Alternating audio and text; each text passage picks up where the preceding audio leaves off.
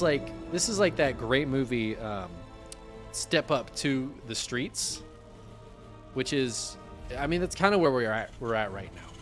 We're stepping up the game, and these guys are gonna have a street fight. Spawning in the lower left-hand corner of Royal Blood, we have our world champion. Did drop a cheeky map in that last match to the NA strats, but came out victorious. For Dragon Kitesy, it is Oliveira. His opponent in the upper right-hand corner, in-game, seems to be going under the name Hebium, just to keep us confused, but so as to not confuse you too much. Our Red Zerg player is RagnaroK. Actually, I will do a little movement here since we seem to have a little bit of time at the start. Oliveira is going to start off with a bit of a spicy strategy, but I'm going to change the... try to make his name say RagnaroK for you guys here. Oh. Unfortunately, no longer on Alpha X, as Alpha X is no longer. I'm sad to say. They've been one of my favorite teams to follow and root for the last few years, and everybody involved with Alpha X that I worked with was always wonderful. Always just doing it for the love of StarCraft, and like really, truly had a passion for the game. And sad to see that they are no longer a team, but they'll always be in our hearts. And also, while we're in the early stages of this game, before these first couple of Reapers start getting any damage done, this tournament is fully funded by the Patreon. Consider becoming a patron today to keep this tournament going and to help us support Korean StarCraft every single week. We've got the KSL, and we've got the Summer Slam coming at the end of August. Only possible thanks to the beautiful patrons. It's also true if you become a patron, you get like a +5 to your looks and charisma, so check it out today. All right, Oliveira getting a little bit cheeky here. One queen getting a little low. RagnaroK has realized exactly what he's up against here. He didn't already know. Playing it very carefully. No spine crawler going down. He's not super committing to a defense. Oh, that's really nice, though. Even going to stop one of the Reapers from jumping back down that cliff, chasing it into the corner, where he will eventually kill it. He gets it. He gets it. He pops it. That's going to make it a lot harder for Oliveira to keep the pressure on. There's a lot of lings out now as well, and speed is almost done. So these Reapers probably going to want to head home. Third base is up for RagnaroK, so didn't have the delay on that. All in all, good defense from the Zerg. But the Reapers are not the only thing. The follow-up here is going to be... Oh my god, that's 4 barracks? Is this right? 4 barracks is... I know it's an even number, right? It's 4, but 4 barracks is an odd number. You very rarely see 4 racks. Unless it's being proxied. So Oliveira is going to have a ton of Marines out. I'm like wondering what the exact strategy is here, because stim and combat shields are already on the way. And I mean, this is going to be a ton of Marines. There's no factory going down. There's not going to be medevacs with this. I think Oliveira just runs across the map with a ton of Marines and tries to straight up kill RagnaroK. RagnaroK is dropping a Bane Nest, maybe surmising that many Marines are going to come out. The follow-up to this is pretty much always just going into a bunch of Marines. But it's usually a bit more, I don't know, standard than this, I feel like. This is just going to be so heavy Marines. Such early Marine production. The factory is finally on the way. But I guess what I would normally expect to see is a third CC with this as well. Oliveira is just going super duper heavy Marines. Pushing out against the Lings. The Lings have spotted this is coming. The Overlord will spot no medevac. Otherwise, the Overlord would be dead. So RagnaroK is building 30 Lings, and I think just needs to morph a few Banes. And should have a good defense against this. We'll see if Oliveira can really do the splits. Maybe like that Jean-Claude Van Damme commercial on the Volvos. Oliveira needs to do splits like that. Stims forward, gonna get a lot of these Lings killed, targeting down the Banelings, trying to stutter step backwards, but the Lings are stopping it from happening. And the Banelings will finally get the connections, allowing the Lings and Queens to finish up the rest of those Marines. And Oliveira loses just about his entire army there for a handful of Lings and 1 Queen. Not really worth it, especially since the lack of 3rd CC. And Oliveira is just going to continue building Marines here, finally getting some medevacs out. Does have a siege tank as well. I don't know if I'm liking this for our Terran. RagnaroK taking a 4th base, halfway through with a lair, macro hatch going down, double Evo chamber, feeling very settled back at home. I think Oliveira's follow-up is going to need to do a lot of damage, because RagnaroK is just kind of skyrocketing ahead right now, and is comfortable enough in the drone count, sees that there's really still just 2 bases. Gonna spot that medevac move out. I think Lings and Banes is the right call here, trying to bust down some rocks. The medevacs don't even make it across. Oliveira stops to kill that Ling. Kind of slow pushing across here. I will say the supplies pretty close. Oliveira's been keeping up in those numbers a bit, but RagnaroK's position is a lot better. Oliveira needs to get something done, and 2 medevacs full of Marines really, I don't know, it's not the scariest thing in the world for the Zerg, who's already on 64 drones, already has a bunch of Ling Bane out, Bane speed on the way, 1-1 on the way. Oliveira has +1 attack, but there's not even +1 armor coming up behind it. Here's the follow-up though. Tanks are going to siege up. That's a lot of Marines with this. RagnaroK needs to take a very careful fight. Bane speed is still kind of a ways away. That lair was delayed quite a bit from the earlier attack. So Oliveira going to be able to get very close here before the Banes can really do anything. In fact, these tanks getting some big hits on the Banelings, making the pull backwards. RagnaroK just trying to hold on. Ooh, really wants Bane speed. 13 seconds, it's so close. This 3rd base looks like it's going to go down. The drone's just trying to hide for now. 7 of them die. But remember, Oliveira doesn't have a 3rd CC. It's just now starting. I think RagnaroK's okay going down to 3 bases against this Terran. Losing those drones that are in the upper corner, though, would be extremely painful. But with Bane speed done, with 1-1 nearly finished, he's just about ready, I think, to try to push in here. Those rocks are gone, too. He could try to use that, but no, he's just going straight through the center. A few Lings do come from the backside, though. That's a lot of Lings from the backside. And I think RagnaroK's going to push this right on away. Pulls back so as not to lose too much to those little Marines in the corner there. With more Lings coming out, with more Banes being morphed, I don't think Oliveira can keep this pressure on. He's rallying across the map. 13 drones have gone down now. I guess those are probably the ones in the corner here. So RagnaroK down to 55 workers. That is not really great. Pretty bad, actually. Main earning some workers down here to get full saturation at the 3rd base. Oliveira is still keeping the pushing going. Has another tank showing up as well. It's a very high Baneling count for RagnaroK, but oh!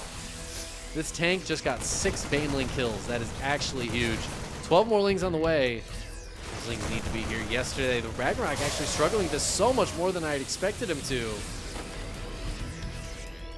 I think I may have underappreciated how strong Oliveira's position was there.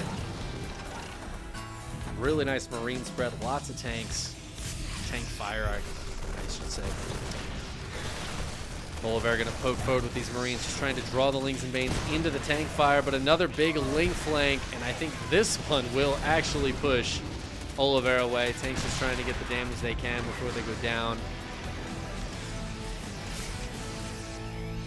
Yeah, Marines looking for a 4th base to kill, but they are not quite going to find it.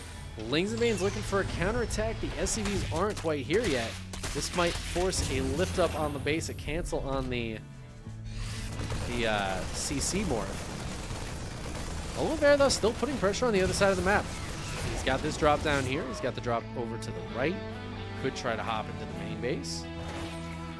That's going to allow him to pull these Lings and Banes back home for RagnaroK. RagnaroK needs everything he can muster to make sure he defends this well. But that does allow Oliveira to take this third base. Honestly, the worker count has been a lot closer than I expected it to be. RagnaroK lost a lot of drones, but just hasn't been able to remake them. Really feeling the pressure. And also without a fourth base to saturate, it doesn't really make sense to have that many drones. RagnaroK finally does have a chance to kind of take a breather, though, take that fourth base. He's getting a lot of upgrades here. Hydra upgrades on the way. He's got 2-2 on the way. Oliveira finally does have 1-1. He's actually got 2-2 started up here.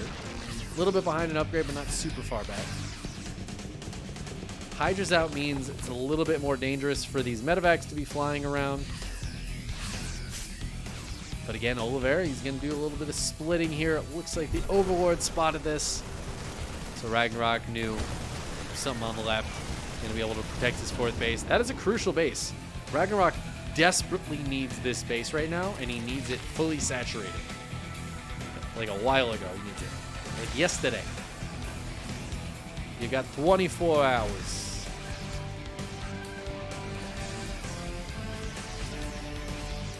Oliveira's army looking very strong, very scary. He is hitting at a bit of an anti-timing, unfortunately for him, though, as RagnaroK's 2-2 is about to finish. But does RagnaroK have enough here to hold on? He's got a lot of army, not really paying attention. Okay, he pulls it back before it gets sieged up by the tanks and the Liberators. Going for a big counterattack into that third base. He should be able to get right into this and kill a lot of SCVs. Oliveira might have to pull the trigger and go. These SCVs have nowhere to run. Oh, no, dude. So many going down. 28 workers. Oliveira down to 31 workers. He's trying to push further forward. The Queen's going to take down that Liberator. It's actually a really nice use of those Queens. A lot of them will fall for it, but totally worth it to keep the Hydras alive and take down that Liberator. This base is going to go down, but RagnaroK killing all those workers, forcing the CC to lift and pull away, I think is more than happy to, again, go down to 3 bases. He's got another base on the way. He loses 1 base, but it's going to be tough, I think, for Oliveira to push through this choke point. So I don't know that Oliveira can get too much more done, and RagnaroK's still on 70 drones behind this. Oliveira, though, he's going to keep slow pushing forward. He knows he has to. He just doesn't have enough behind this. And RagnaroK's going to pull the trigger. He's hitting from both sides. Baneling's trying to run through. Hydra's doing the DPS. Ling's getting on top of the tanks. Is there enough here for RagnaroK to push it back? There's a couple more Banelings. They get okay hits, but it's not good enough. There's so many Marines left that Oliveira is going to keep pushing forward, clearing a lot of this creep, trying to get on top of the juicy Hydras, of which there are not many left. More Lings on the way, more Banes being morphed, but they're not here yet. RagnaroK doesn't quite have the army up in time, and these Hydras are starting to go down. The Marines doing too much damage. Look at these medevacs. No! A huge Baneling connection, and Oliveira on the verge of pushing through. Gets shoved backwards, and now it's just a handful of Marines. The Hydras, Queens, and Lings going to push them away while the Banelings morph, and just like that, it turns on its head, and Oliveira, he doesn't really have anything to go back to. Look at this third base. He's on 33 SCVs. RagnaroK has this fourth base up. Oliveira's going to keep trying to pressure. He's got another siege tank here, but I think there's just going to be too much RagnaroK. All RagnaroK has to do is just build units, and that's what he does.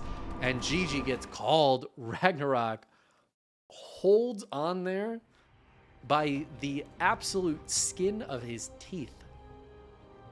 That one Baneling, it was 2 Banelings that connected. Went from Oliveira is about to win this game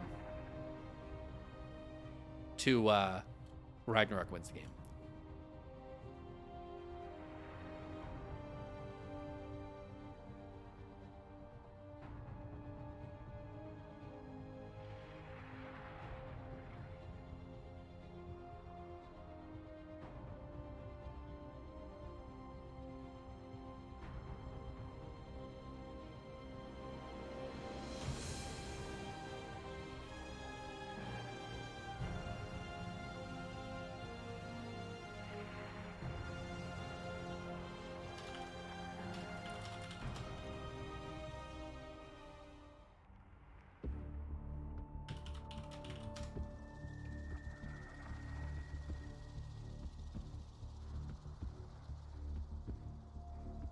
Whew. When will the 5K tourney be held? So the Summer Slam is going to be right at the end of August. I think we're planning on the 30th, 31st, and the 1st. There'll be a qualifier and then 2 days of the main event. That's going to be later than this. I don't know what time it is for any of y'all out there. SummerSlam will be later. It's going to start at 2 a.m. for me, which is awful, but, you know, sometimes you do it for the players. So I hope you guys are there for that. I'm stoked on the SummerSlam. Stoked on it. Spawning in the upper left-hand corner of Gressvon, we have the Red Zerg player.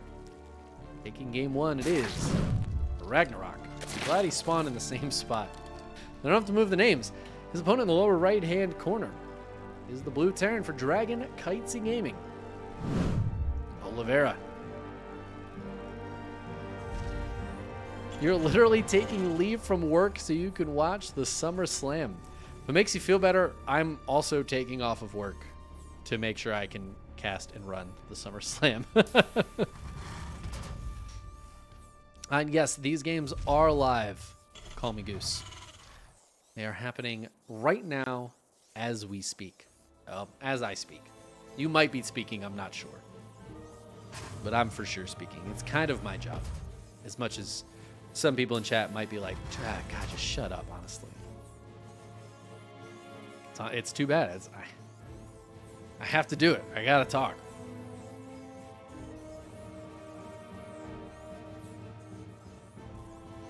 Damn, now I don't know what to say. No, it's Oliveira going again for the double Reaper opening here. RagnaroK opening very standard. I mean, this went just fine for RagnaroK last game, so I don't see any reason it shouldn't this game. But Oliveira does have very strong Reaper control. You always have to be careful, and I imagine the follow-up's going to be a little different for Oliveira this game. But it's hard to say, you know? Sometimes doing the same thing twice is really the good strat. Why did Maru stop competing here? Illidan, you know, I wish I could tell you. I think there's just been a lot of, like, tournaments and stuff to play in. Maru said he was excited to play in this. He was really happy we were putting it on. But I think when there's, like, a lot going on, you know, weeklies like this kind of fall to the wayside a little bit. It is a little bit early for the Korean players. To be fair, it's at noon. But for some players, that's a little bit harder than for others. I know Beyond struggles with it a little bit. Solar's actually mentioned he's been kind of tired during some of the games he's played. So I know it's a little bit early for some of the players. That is mostly because we have East Coast people helping to run the tournament, and even for me, starting too much later, really, it's very, very difficult to keep a good schedule. I actually work at 9 in the morning, so if this started much later, it would really, I'd start running into problems, and so would Dave Testa. We try to balance it as well as we can, but I know for some players the time's a bit of an issue. Lots of tournaments, which is a good thing for the record, but it is unfortunate that we've been missing Maru. But that's okay. Oliveira beat Maru in the grand finals in Katowice, so who needs Maru when you have Oliveira? Am I right? Now I should mention that this is actually a 3 racks variety. Oliveira went for the sneaky cheeky 3rd racks in the main, and this is going to be much heavier Reaper production, as we're already seeing a ton of Reapers out. RagnaroK really needs to respect this. Again, I'm surprised we're not seeing any spine crawlers go down. This would be the time to put one of those down. Reapers really do not handle spine crawlers all that well, except running by them. But a well-placed spine crawler can really help these queens, especially, that have a tough time running between bases. So far, RagnaroK's done a good job, but Oliveira has a lot of Reapers out. We've got like 9 Reapers out here, maybe even 10. It's kind of hard to count. And they are just running, sneaking around. Ooh, Link's trying to go for the big flank. The grenade's trying to bop them up and stop the surround from happening, but it's also bopping the Reapers, giving a lot of surface area for those Lings, and down goes every single Reaper, except this one. This one says, no, I will live. I will return to the base and tell everybody what happened. But the Reaper's actually too slow. And there's no Marines here right now. This is a big problem for Oliveira, who needs to get more SCVs out here for the repair, as the supply depots and the barracks are actually taking a lot of damage here. SCVs are repairing. It's going to buy time for a few more Marines to come out. Will these Lings be able to bust through? I'm a little bit worried for Oliveira. This barracks is starting to die. It is getting repaired. Okay, the Lings are going to back up. The repair is good here for Oliveira. A little bit dicey there. Enough Marines are out now that the Lings can't keep on pressing in. Well, those Reapers seem to be doing an okay job, but they weren't killing enough of the Lings. Keeping that Ling count low is pretty crucial in this early game. RagnaroK able to take all those Reapers down, and now Oliveira has no map presence, really, until medevacs come out, because the Lings are such a threat to counterattacks. They're such a threat to get just full surrounds on the Marines. If there's a Bane nest, we've seen what Banelings can do to Marines. I don't think there is actually a Bane nest. It's not. So Lair and double Evo going down before a Bane nest. Starts up right at the same time here, but RagnaroK thinking he's got a little bit of time, and I think he's kind of right. Stim's finishing up, but the starport just finished, so it's going to be a bit before those two medevacs come out. That'll be the time where RagnaroK needs to worry about the Marines coming across.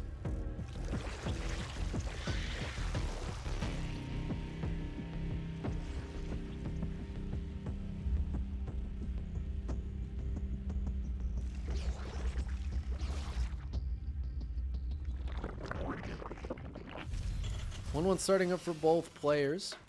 It's also worth noting, I feel like I've said that a lot today, but it is absolutely worth noting, Oliveira has a quicker third this game. Last game, he very much committed to a follow-up attack. This game, the Reapers were the big commitment. They did go down, but he's got a much quicker third base. His economy is in a very solid place compared to RagnaroK's. And so far, he's just focusing on the defense. He is going to lift up right as the Ling counterattack comes in. Could be a bit of a problem, but it looks like there's enough Marines to push these Lings away. Oliveira is going to pull this drop back. Make sure to push the Lings out of there and then move across the map. Banelings being more... Bane speed is still a little bit out, as this Bane nest was quite late. Gonna make it a little bit easier for the Marines to micro and not take those big hits against the Banes that we saw from last game. Oh, I thought those Marines were going straight into the main base. Just gonna grab an Overlord. Force RagnaroK to pull all these Lings into the main. Just keeping them busy, keeping them occupied, keeping these units back at home. While Oliveira pushes out with another little double drop here. A couple of Widow Mines with this. He's going to take some damage, but there's plenty of Lings and Mains nearby to keep these Queens alive. Creep spread is going to start to go down, though. This is really nice for Oliveira, cleaning that creep out of the middle. Going to have to lift these units. Whew. All right, doesn't lift any of them. Widow Mines get some big hits, but also all the Marines. Double drop over here will be able to escape. Not going to be able to go too far, though, as the Lings and Mains in the main are holding on. And RagnaroK on a solid 4 bases, 74 drones, going up to 79. 12 creep tumors in production there for a second. 16 tumors being spread at a time for RagnaroK. Actually insane.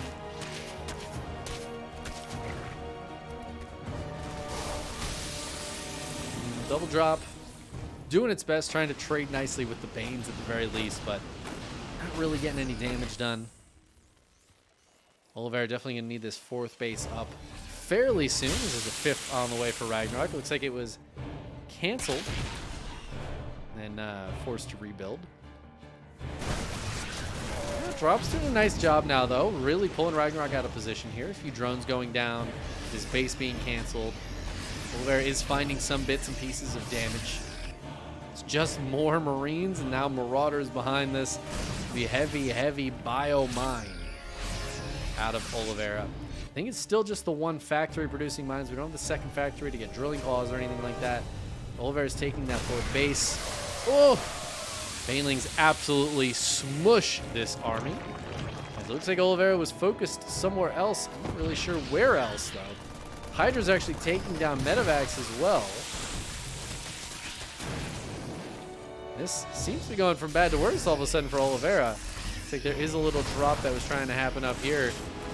RagnaroK has so much army out, though. Oliveira just needs to be insanely careful about that. Planetary morphing at this 4th base, but I feel like RagnaroK's position is so solid right now. That being said, this game could turn pretty much any single moment. And a huge doom drop to the main base could be a big turning point. I don't know if there's any Widow Mines with this to be a big threat to RagnaroK. Looks like it's just the Marines and Marauders, which means the Ling, Bane, Hydra will be able to force this back. Nice target fire on some of those Banelings, but those units still got to pick up and get on out of there. Oof. Want to run into these Lings and Banes, though. That's not all Oliveira has out on the map. He's got another little drop over here, but RagnaroK with the defense, holding on all fronts. So far not letting any of this get any damage done. In fact, forcing these medevacs to just boost away and hope they can get out of there before the Hydra snipe them down. RagnaroK buttoned up tight, not taking any damage back at home, still on 79 drones, getting into a hive now. Oliveira's on 75 workers, so he's in a very solid spot. 2-2 is done for both players. RagnaroK looking like he wants to press in. I don't know if this is really the opportunity for him. Oh, as I see that, man, that is so much Ling Bane from RagnaroK. He's just going to try to dive on top of this and hope these Banelings can connect a little bit. Oliveira stutter stepping backwards, trying to, not really splitting all that much, just trying to mitigate the damage from the Lings and Banes. But now the Banes decide to go into the natural. No, they turn around. They're not really sure where they want to go. Decide to chase the Marines into the planetary, chasing the SCVs around the planetary. Oh my god, this base is just barely going to live. RagnaroK may be overcommitting into this a little bit. 25 SCVs have died. RagnaroK is losing a lot of army for this. I think it was worth it. But that was a big committal into this planetary, which now has 21 kills. 25 SCVs is a lot, but with a 5th CC finishing up, multiple mules able to drop here for Oliveira. I think he's still in an okay spot economically. He should be able to rebuild that SCV count fairly quickly. But it did reset a lot of his army, and RagnaroK's going to be able to replenish a lot of that army. He's also getting into a Lurker Den. He's getting into Vipers off of that hive. And he's going to try to press into this base. This was not fully repaired, and Oliveira just leaves it to die. And that is going to be a painful base to lose. SCV is running away. Marines trying to run away. There's so many Banelings still left. And Oliveira is just going to tap out with the single G as RagnaroK takes the 2-0 victory over the IEM Katowice champion. GG. Damn.